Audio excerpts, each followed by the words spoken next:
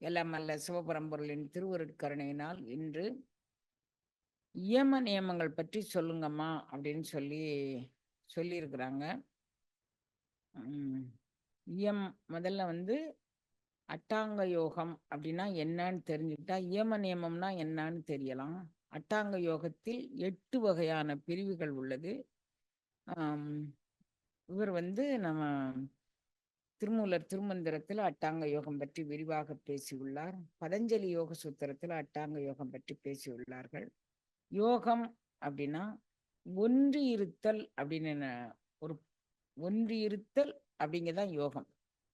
ஒன்றி இருந்து நினைமென்கள் உந்தனக்கு ஊனமில்லை கன்றிய காலால் காலனை காண்தான் அடியவர்க்காக சென்று தொழுமென்கள் தில்லையுள் சிற்றம்பலத்து நட்டம் என்று வந்தாய் என்னும் எம்பெருமான் திருக்குறிப்பு அப்படின்னு சொல்றாங்க. ஒன்றி இருந்து நினைமென்கள் அப்படின்னு சொல்றாங்க.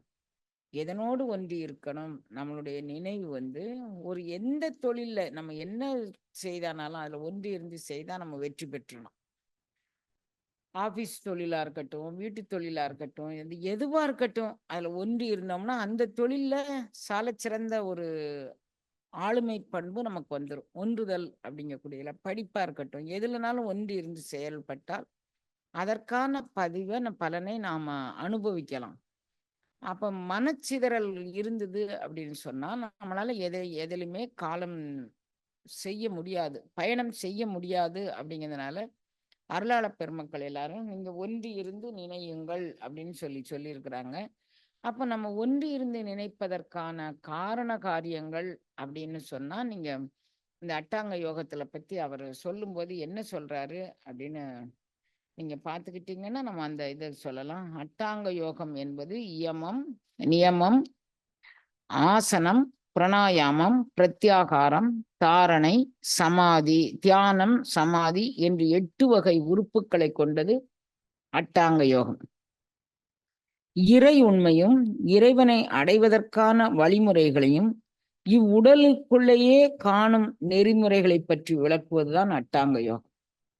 அட்டாங்க யோகம் நம்மளுடைய முன்னோர்கள் ஒன்றி இருப்பதற்கு சாலச்சிறந்த கையாளுதல் முறைமைகள் என்ன வச்சிருக்கிறாங்கன்னா, புறப்பூஜை, அகப்பூஜை அப்படின்னு 2 வகை பூஜைகளை வச்சிருக்கிறாங்க.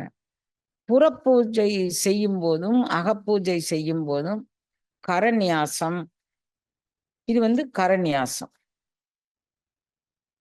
இவைகள் ஒவ்வொரு பேலஞ்சுக்கும் இத்தனை அழுத்தம் கொடுக்கணும் அப்படின்னு ஒரு நியதி இருக்கு குழந்தைங்களா. ஒவ்வொரு பேலஞ்சுனா இந்த கோடு, இந்த கோட்டுக்கு ஒவ்வொரு கோட்டுக்கும் ஒரு விதமான அழுத்தம் கொடுக்கணும். அது கரநியாசம். அப்புறம் அங்கநியாசம். கொஞ்சம் பாத்திரத்துல தண்ணி வச்சுக்கிட்டு இது புறப்பூஜைக்கும் இது ஒரு நியதி, அகப்பூஜைக்கும் இது ஒரு நியதி. 2க்கும் இந்த நியதி ஒரே நியதி தான். இப்ப கரநியாசம், அங்கநியாசம் இதெல்லாம் நம்ம செஞ்சுக்கணும். அது புறப்பூஜை அகப்பூஜை 2க்குமாக. அப்புறம் புறப்பூஜையில என்ன பண்ணுவோம்? 8 வகை மலர்களை கொண்டு நாம் சுவாமிக்கு அர்ச்சனை பண்ணணும் அப்படின்னு சொல்லி அந்த புறப்பூஜையில சொல்லியிருக்கிறாங்க. அது 8 வகை பூக்கள் அப்படின்னு பூக்கள் சொல்றாங்க.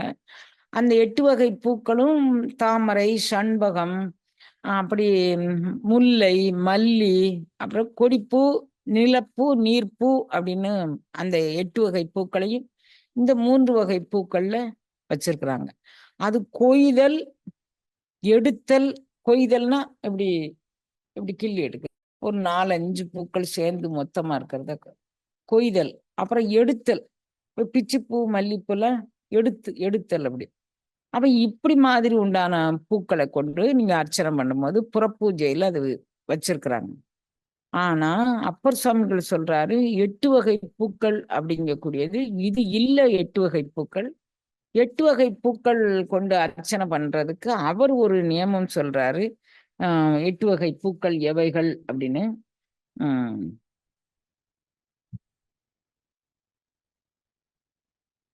பொறுமை, புலனடக்கம், நேசித்தல், பிறர் குற்றம் காணாமை, ஞானமுடைமை, தவமுடைமை, கொல்லாமை, சத்தியம் என்பது 8 வகை பூக்கள் அப்படின்னு அப்பர் ஒரு பாடல்ல பாடிக்கிறார். அப்போ 8 வகை பூக்கள் புறப்பூஜையில கொய்தல், எடுத்தல், பறித்தல் அப்படி மாதிரி இருக்கு. அது புறப்பூஜைக்கான பூக்கள் அப்படின்னு.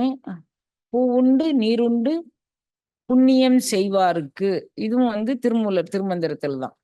பூ உண்டு நீருண்டு புண்ணியம் செய்வார்க்கு அப்படின்னு அவர் சொல்றாரு திருமூலர் திருமந்திரத்துல. பூவும் நீரும் எல்லாருக்குமே உண்டு. இப்ப நம்ம அந்த தெருவுல போய்கிட்டே இருக்கிறோம் அப்படின்னா, ஒரு பஞ்சபாத்திரத்துல தண்ணி கிடைக்காமலா போயிரும். இப்ப ரோட்டு ஓரத்துல எல்லாம் டேப் இருக்கு, எங்கனாலும் இருக்கு. திருக்குளத்துல டேப் இருக்கு, அதுல பஞ்சபாத்திரத்துல தண்ணி அடிச்சா நீர் உண்டு. பூ திருக்கோயில் வளாகங்கள்லயே நிறைய பூ கிடக்கு. பூ உண்டு நீர் உண்டு புண்ணியம் செய்வார். அப்போ பூவும் நீரும் புண்ணியம் செய்வாருக்கு உண்டு அப்படின்னா, அந்த பூவும் நீரையுமா அவங்க சொல்லியிருப்பாங்க அப்படின்னா, அதாவது நீர்மை அப்படிங்கிறது ஒரு நம்மளுடைய நம் மனதிலிருந்து சுரக்கக்கூடிய ஒரு அன்பு, ஊற்றுப்பெருக்கன அன்பு. அதுக்கு பேர் நீர்மை அப்படின்னு சொல்லி பேர். நீராய் உருக்கி என் ஆருயிராய் நின்றானே அப்படின்னு மணிவாசகம் பேசுகின்றது. நீர்மை, அந்த பொறுமை, அந்த சகிப்புத்தன்மை, இது எல்லாமே உள்ளடக்கிய ஒரு இரக்க சுவாபம் தான். பிற உயிர்கள் கஷ்டப்படும் போது நம்மளை அறியாமல் இறங்கும் ஒரு இரக்கத்தன்மை தான் நீர்மை குணம் அப்படிங்கக்கூடியது. அந்த நீர் உண்டு, பூ உண்டு. என்ன பூ உண்டு? 6 ஆதாரங்களிலும் 48 அட்சரங்கள் மலர்களாக பூத்து கிடக்குது. 6 ஆதாரங்களிலும் 48 இதழ்கள் கொண்ட தாமரைகள் பூத்து கிடக்குது. அப்ப அந்த பூவை நமக்கு இயக்க தெரியணும் அப்படின்னு சொல்றாங்க. அதன் நியமத்துல அந்த பூக்களை எல்லாம் நமக்கு இயக்க தெரியும் யோகம் பண்ணணும். இப்ப அட்டாங்க யோகத்துல நீங்க கரநியாசம், அங்கநியாசம் இவைகளோடு முத்திரை அப்படின்னு ஒண்ணு சொல்றாங்க. நீங்க 24 அட்சரங்கள் கொண்ட தெய்வீக முத்திரைகள் இருக்கு. அந்த 24 முத்திரைகள் என்ன முத்திரை அப்படின்னா, காயத்ரி மந்திரத்துல உண்டான அந்த ஒவ்வொரு எழுத்திற்குமான ஒரு முத்திரை. அந்த முத்திரைகள்லாம் மிக பவித்திரமான முத்திரைகள். அதை நீங்க அந்த முத்திரைகள் மந்திரத்தோடு உச்சாரணம் பண்ணக்கூடியது. முதல்ல இப்படி இப்படி ஒரு முத்திரை, இப்படி ஒரு முத்திரை, இப்படி ஒரு முத்திரை, இப்படி ஒரு முத்திரை, இப்படி ஒரு முத்திரை, அதையே இப்படி ஒரு முத்திரை. அந்த முத்திரையே இப்படி நீங்க அது எல்லாமே நம்ம இன்னும் விரிவாக்கமா நம்ம பார்க்கும்போது பார்க்கலாம். இவைகள் மச்ச கூர்ம அவதார முத்திரைகள் அப்படின்னு சொல்லப்படுகின்றது. இவைகள் நம்மளுடைய ஒவ்வொரு ஆதாரத்திலும் தொழில் படக்கூடியது. பாருங்க, கோமுகம், ஷண்முகம், தூய்முகம், திரிமுகம், அப்படி இதுக்கு சம்புடம் அப்படிங்கக்கூடிய இவைகள் எல்லாமே ஒரு முத்திரைகள்ல சேர்த்து.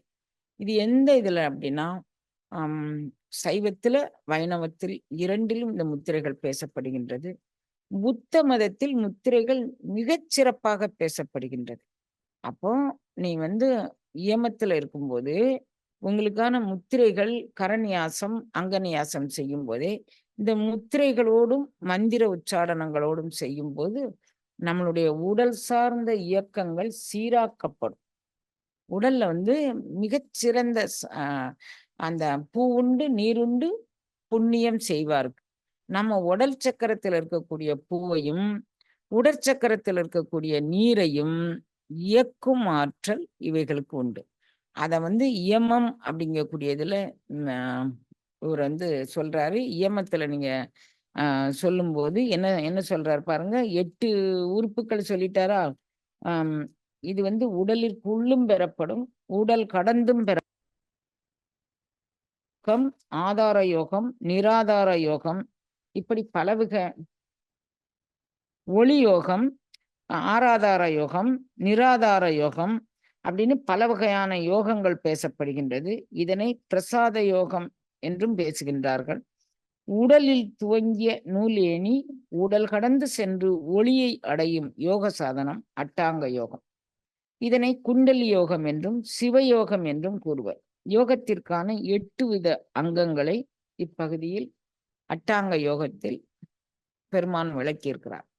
திருமூலர் திருமந்திரத்தில் அட்டாங்க யோகம் என்னும் தலைப்பில் இதை விளக்கியிருக்கிறாரு. இது நான் என்னுடைய சிற்றறிவுக்கு எட்டிய வண்ணம் நான் தெரிந்ததை நான் இதுல பதிவு பண்ணியிருக்கிறேன். திருமூலர் திருமந்திரத்திற்கான விளக்கத்துல அட்டாங்க யோகத்திற்கான பதிவாக இதுல நான் பண்ணியிருக்கிறேன். அதுல முதல்ல வந்து ஒளி யோகம் அப்படின்னு ஒரு யோகம் பேசுறாரு. அந்த ஒளி யோகத்துல உரைத்தன வர்க்கு அறிவொன்று முடிய நிறைத்த ராசி நிறைமுறை எண்ணி பிரச்சதம் எட்டும் பேசிய நந்தி நிறைத்த இயம நியமம் செய்தானே. பிரச்சதம் எட்டும் பேசிய நந்தி. இதுல வந்து பிரச்சதம் அப்படின்னு சொன்னா ஒளி யோகம் அப்படின்னு பேரு. பிரசாத யோகம் பிரச்சதம் அப்படிங்கிறது. பிரசாத யோகம்னு பேரு. யோகம் அப்படின்னு சொல்றாங்க. இந்த பிரசாத யோகத்துல மற்ற யோக நூல்கள் எல்லாமே வந்து உடலோடு சம்பந்தப்பட்டு உச்சந்தலையோடு போய் நிறைவு பெறும் நிலையை விளக்குகின்றன. ஆனால் நம்ம பிரசாத யோகமும் திருமூலர் சொல்லக்கூடிய அட்டாங்க யோகமும் உடலோடு சம்பந்தப்பட்டு நிராதார நிலையிலும் அனுபவம் பெறப்படாம் அப்படிங்கிறத பத்தி விளக்குது. இதுக்கும் இயமத்துக்கும் நியமத்துக்கும் என்னமா சம்பந்தம் அப்படின்னா, இந்த இயம நியமங்களை கடைபிடித்தால்தான் இந்த அருள்நிலை அனுபவங்களை பெற முடியும். இந்த உடலில் இயக்கும் இயக்கம் உடல் கடந்து பயணிக்கும் நிலைக்கு நம்ம போக முடியும் அப்படிங்கக்கூடியது. இப்போ நீங்க வந்து கொல்லாமை அட்டாங்க யோகத்துல தலை சிறந்ததாக 8 வகை புஷ்பங்களால் அர்ச்சிக்கப்படும் அப்படின்னு சொல்லி சொன்னோம்ல. அந்த 8 வகை புஷ்பங்கள் என்ன அப்படின்னு சொல்லி எடுத்துக்கிட்டீங்கன்னா, அது பொறுமை, புலனடக்கம், நேசித்தல், பிறர் குற்றம் காணாமை, ஞானமுடைமை, தவமுடைமை, கொல்லாமை, சத்தியம். அப்ப வந்து பொறுமை, புலனடக்கம் முதல்ல இந்த இயம நியமத்துக்குள்ள நம்ம இது வருது பொறுமை அப்படின்னு கொண்டாந்து வச்சுக்கலாம். அப்பர் சுவாமிகளை கொண்டாந்து பொறுமை. அப்பர் சுவாமிகளை கொண்டாந்து எதுல போட்டாங்க? சுண்ணாம்பு காலவாசல்ல போட்டாங்க.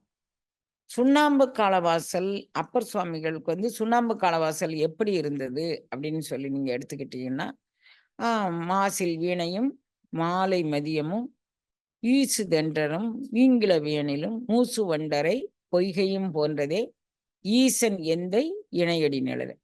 ஈசன் எம்பெருமானுடைய திருவடி நிழல் எப்படி இருந்ததுன்னா, மாசில் வீணை மாலை மதி. அதாவது அந்த பாடலுக்கு இன்னும் விரிவாக்கமாக சொல்லப்போனா, மெய் வாய் கண் மூக்கு செவி ஐம்புலன்கள் நுகரும் நுகர்வுக்கும் அது வந்து இன்பம் அனுபவிச்சார் அப்படின்னு அர்த்தம். மாசில் வீணை செவிக்கு இன்பம், மாலை மதியம் உடலுக்கு வந்து அந்த காற்று, அப்புறம் வந்து மாலை மதியம் கண்ணுக்கு இன்பம், மூசு வண்டரை உடலுக்கு காற்று வந்து உடலுக்கு இன்பம். ஒவ்வொரு அதுல இருக்கக்கூடிய ஒவ்வொரு செயலும் ஐம்பொறிகளுக்கும் இன்பம் தருவதாக இருந்தது அப்படின்னு சொல்லி அதுக்கு வியாக்கியான கர்த்தாக்கள் அந்த பாடலுக்கு வியாக்கியானம் சொன்னாங்க. எது எப்படி இருந்தானாலும் இவர் வந்து சுண்ணாம்பு காலவாசல்ல கொண்டு இடும்போது அவருடைய உடல் உணர்வு வேற, உயிர் உணர்வு வேறன்னு இரண்டையும் தனித்தனியாக பிரிக்க தெரிந்த மெய்ஞான மூர்த்தி அவர். அப்படி பிரிக்க தெரியுதனுடைய நுட்பத்தை சொல்லி தருவதுதான் அட்டாங்க யோகம் அப்படின்னு ஒரு பேர். அவர் வந்து இப்ப நீங்க அருளாளர்களுடைய வாழ்க்கை சரிதத்தை எடுத்துக்கிட்டீங்கன்னா, ஐயோ அப்பா நான் வந்து இவ்வளவு கஷ்டப்பட்டேனே, ஐயோ அப்பா நான் இவ்வளவு கஷ்டப்பட்டேனே அப்படின்னு சொல்லி அவங்க எதுவுமே எழுதல. இந்த இதை விட்டு வெளியே வந்த உடனே அவர் எழுதுறாரு, மாசில் வீணையும் மாலை மதியமும் வீசுதென்றலும் ஈங்கில வேணிலும் மூசு வண்டரை பொய்கையும் போன்றதே ஈசன் எந்தை என்னடி நிழலே அப்படி எழுதுறாரு.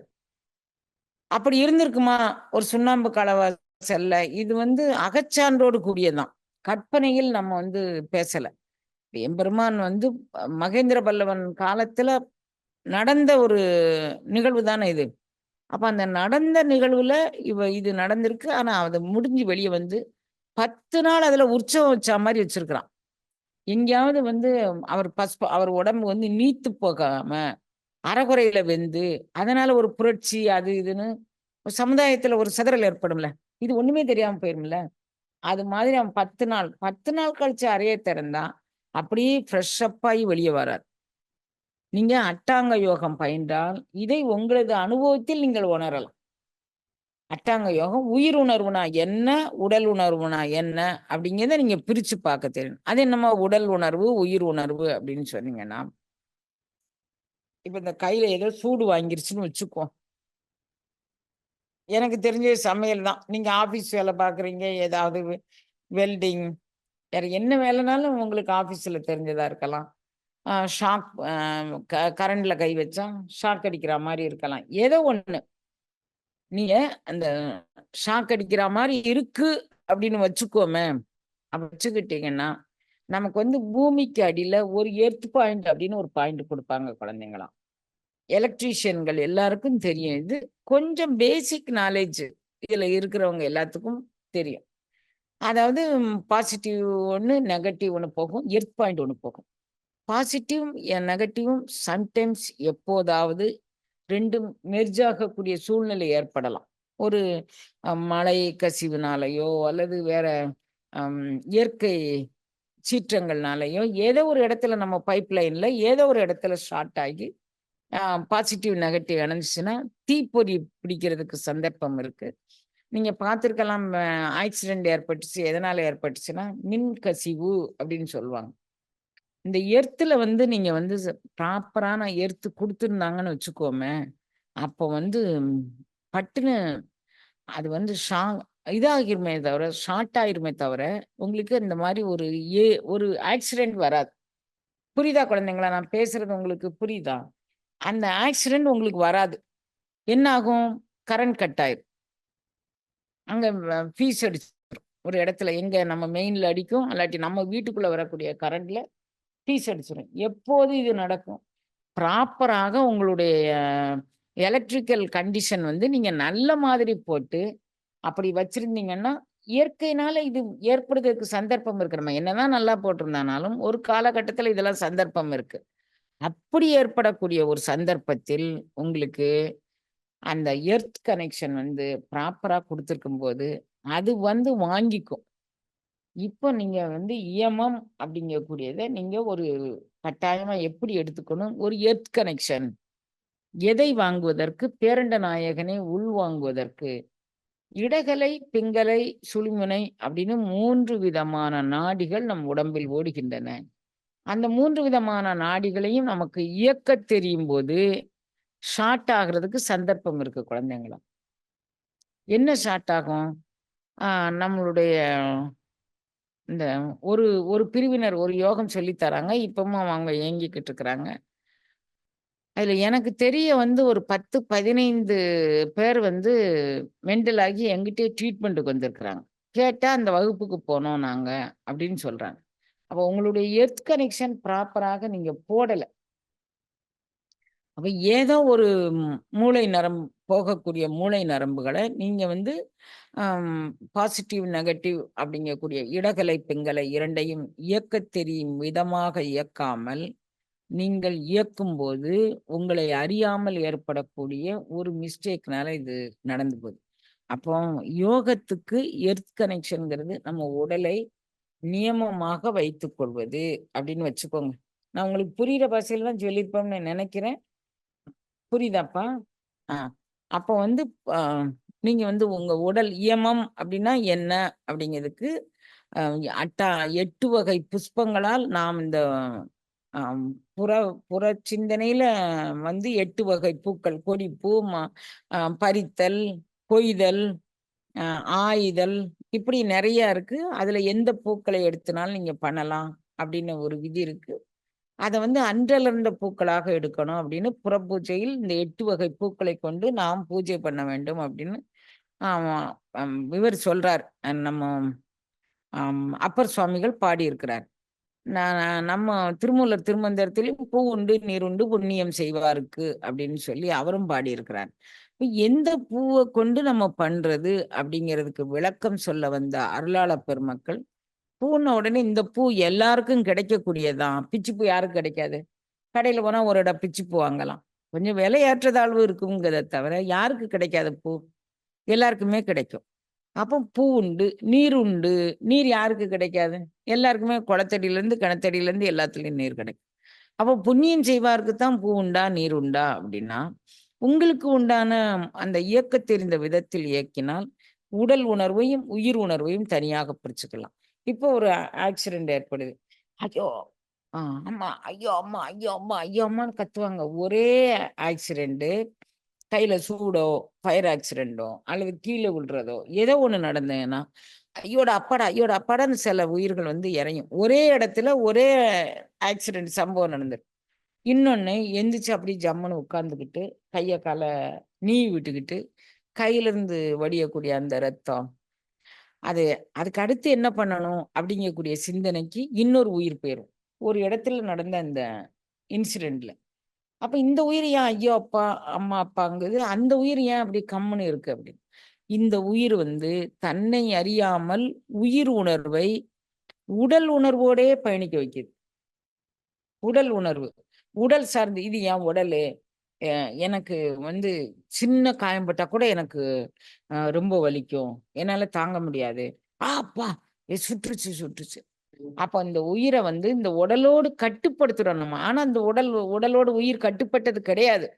அது பறந்துற போது, இந்த உடல் அப்படியே தான் இருக்க போது. இந்த உடல்ல வந்து எல்லாரும் வந்து கேட்கறாங்க, "எப்பா நீ எனக்கு இந்த அஷ்யூரன்ஸ் குடுத்தியே, அந்த அஷ்யூரன்ஸ் குடுத்தியே, இந்த அஷ்யூரன்ஸ் குடுத்தியே, என்னைய இப்போ வந்து நீ பார்க்கலையே, நீ கண்ண மூடிக்கிட்டியே" அப்படின்னு சொன்னா, உடல் இருக்கத்தானே செய்யுது. அப்பாவுடைய கண்ணும் அங்க தானே இருக்கு. அப்பா அங்க தான் இருக்கிறாரு. அப்பாவுடைய கண்ணும் அங்க தான் இருக்கு. பின்ன நீ இப்படி பார்த்தியா, அப்படி பார்த்தியா, அப்படி பார்த்தியா அப்படின்னா, அப்ப வந்து அவர் எங்க போச்சு? உடல் உடலை விட்டு உயிர் போயிருச்சு. அப்ப நம்ம இந்த உடலோடு என்னதான் உயிரை பின்னி வச்சிருந்தானாலும், அதுக்கு எத்தன மூச்சு இறைவன் எழுதி வச்சிருந்தானோ, அந்த மூச்ச வந்து நாம தான் உபயோகிக்கிறோம். இப்ப வந்து ஒரு நமக்கு வந்து ஒரு இந்த சாதனம் ஒண்ணு வச்சிருக்கீங்க. இந்த சாதனம் வச்சிருக்கும்போதே, அந்த சாதனத்துக்கு உங்களுக்கு இத்தன பைசா, 1 வருஷத்துக்கு இவ்வளவு பைசான்னு போட்டு விட்டுருவீங்க. அது கிட்ட நியர்பை வரும்போது, உங்க பேலன்ஸ் வந்து இன்னும் 3 நாளையில் உங்கள் கெடு அவனே இப்படி சொல்றான். உங்களுக்கு கெடு 3 நாள் தான். அதுக்கு பிறகு இன்னொருக்க சொல்றான். உங்களுக்கு கெடு 2 நாள் தான். அப்புறம் சொல்றான். இன்றோடு உங்க கெடு முடியுது. அப்படி சொல்லிர்றான். அப்ப இந்த இதுல போட்டிருக்க சாதனத்துக்கு இவ்வளவுதான் ஆயுள்ன்னு அது நமக்கு சொல்லுது. நமக்கும் இறைவன் உணர்த்துவான். உனக்கு மூச்சுக்காற்று இத்தன மூச்சுக்காற்று நீங்க விடணும் அப்படின்னு உங்களுக்கு ஒரு நெனப்பு இருந்ததுன்னு வச்சுக்கோங்களேன். அந்த மூச்சுக்காற்ற நீங்க விடுதற்கு முன்னால இறைவன் சொல்லுவான். "நீ வந்து இந்த சாதனை செய்யி, அந்த சாதனை செய்யி." அப்பன்னா உன் மூச்சுக்காற்று இப்ப அவன் சொல்லாம்ல, "உங்களுக்கு எக்ஸ்பைரி டேட் முடியறதுக்குள்ள நீ வந்து அப்டேட் பண்ணிக்கோ" அப்படின்னு சொல்லாம்ல. அப்படி அப்டேட் பண்ணக்கூடியது தான் இந்த அட்டாங்க யோகம் குழந்தைங்களா. நம்மளுடைய மூச்சுக்காற்று நம்மள்ட்ட இருக்கக்கூடியத தக்க வைத்துக் கொள்வதற்கான சாதனம் தான் இது. இப்ப புரியுதாப்பா நான் சொல்றது? அப்ப நமக்கு குடுத்திருக்க மூச்சுக்காற்று ஒரு ஒரு நாளைக்கு எவ்வளவு மூச்சு 2600 மூச்சு விடுறோம். அப்படிதானே? அந்த 2600 மூச்ச வந்து தக்க வைத்துக் கொள்வதற்கான சாதனம் இந்த அட்டாங்க யோகம். அப்ப இயமம், நியமம் அப்படின்னு சொல்லி வரும்போது, கொல்லாமை நான் ஒண்ணும் கொல்லலம்மா அப்படின்னு உங்களுக்கு அப்போ இயமம்னா என்ன? நியமம்னா என்னங்கிறதுக்கு நான் இன்னும் முழுமையாக இயம, நியமத்துக்கு விளக்கம் சொல்லல கண்ணு. நான் என்ன சொல்லியிருக்கிறேன், இதுல வந்து கொல்லாமை அப்படிங்கிறது ஒரு விதி. அந்த கொல்லாமை நீ கொல்லணும்னு அவசியம் இல்ல. நீ ஒரு உயிருக்கு கொலை செய்ய வேண்டும் என்னும் அவசியம் இல்லை. நாம் பெறக்கூடியது பிறவி நீக்கத்துக்கான ஒரு வழி அப்படின்னு வச்சுக்கிட்டீங்கன்னா, குழப்பம் கொல்லான் புலாலை மறுத்தானை எல்லா உலகும் கைகூப்பி தொழும். இப்ப கொல்லான் அப்படின்னு சொன்னா, அவன் கொல்லான். அவனும் கொல்ல மாட்டான். இப்ப நம்ம நெறைய பேரு நான் உங்களுக்கு பலமுறை சொல்லியிருப்பேன். வீட்ல கோழி வளர்க்குறவங்க, நாங்க இந்த கோழிய சாப்பிட மாட்டோம். பின்ன என்ன செய்வீங்க? என் மச்சான் வீட்டுக்கு குடுத்து விட்டுருவேன். என் மச்சான் வீட்டுக்கு குடுத்து விட்டுறேன். நான் நடந்த கதையத்தான் நான் 2, 3 நாளைக்கு முன்னால தான் சொன்னதா எனக்கு நினைவு. மச்சான் வீட்ல போய் நான் அவங்க கறி எல்லாம் வச்சிருப்பாங்க. போய் சாப்பிடுவேன். எனக்கு போ முடியாட்டி அவங்க இங்க குடுத்து விட்டுருவாங்க. ஆனா கோழிய வந்து நான் வளர்த்த கோழிய நான் கொல்ல மாட்டேன். இது கொல்லாம இல்ல. கொல்லான் புலாலை மறுத்தான். இவன் கொல்லவும் மாட்டான். புலால வாங்கி சாப்பிடவும் மாட்டான். அப்படின்னு சொன்னா, அது வந்து இயமத்துல ஒரு பங்களிப்பு. இப்ப நாம வழி வழியாக ஏதேனும் ஒரு முறைக்கு இது மாதிரி நம்ம செஞ்சிருந்தோம்னா, சஜ்ஜன சார்கன் கதையில வந்தா மாரி, நமக்கும் வந்து இது மாதிரியான ஒரு நெறிமுறைகள் நமக்கும் வந்து சேரும் அப்படிங்கிறத நீங்க நினைவுல கொள்ளணும். அப்ப நீங்க வந்து அ இயமம்னா என்ன அப்படிங்கக்கூடியதுக்கு இயமத்திலே இன்னும் நெறைய லிஸ்ட் இருக்கு கண்ணு. ஒரு நாளைக்கு 1 வீதமாக இயமம்னா என்ன அப்படின்னு பார்த்தா தான், நமக்கு வந்து விலா வாரியாக அதுல என்ன இருக்கு அப்படிங்கிறது புரியும். ஒரே நேரத்துல இது வந்து நாம் யமம் அப்படின்னா கொல்லாமை, புலால் மறுத்தல் அப்படி சொல்லிட்டே போனேன்னு வச்சுக்கோங்களேன், உங்களுக்கு நாம தான் புலால் சாப்பிடலல்ல, நாம தான் கொல்லலல்ல அப்படி இப்ப அப்ப உங்களுக்கு அது வந்து ஒட்டுக்க நாம இதெல்லாம் செய்யல. அப்ப நம்ம ஏமத்துல இருக்கிறோம். அப்படின்னு நமக்கு ஒரு நெனப்பு வந்துரும். அதனால நான் வந்து உங்களுக்கு இத வந்து மிக விரிவாக்கமாக நான் சொல்லணும் அப்படின்னு நெனைக்கிறேன். ஏன்னா, நீங்க வந்து உங்களுக்கு நான் சொன்ன முத்திரைகள் எல்லாமே வந்து அம் இறைவனை அடைவதற்கான முத்திரைகளே தான் சொன்னேன். நோய்க்கான முத்திரைகள் கூட நான் ரொம்ப கம்மியா தான் சொல்லியிருக்கிறேன் குழந்தைங்களா. மீதி எல்லா முத்திரைகளுமே இறைவனை உணர்வதற்கான முத்திரைகள். அதுதான் நான் சொல்லியிருக்கிறேன். அதனால நீங்க வந்து என்ன பண்ணுங்க, திருவருளை சிந்தனை பண்ணிட்டு, இந்த முத்திரைகள் வந்து நமக்கு ஒரு உயரிய நிலைக்கு கூட்டிட்டு போம்போது, நாம் இந்த இயமத்தில் உள்ளோமா? நாம் இந்த நியமத்தில் உள்ளோமா? அப்படிங்கக்கூடியத நீங்க புரிஞ்சுக்கோங்க. இத எப்படி உள்வாங்கி இருக்கிறீங்க? எப்படி ரிசீவ் பண்ணியிருக்கீங்க? அப்படிங்கிறத பொறுத்து அடுத்த சப்ஜெக்ட்டுக்குள்ள நம்ம போகலாம்.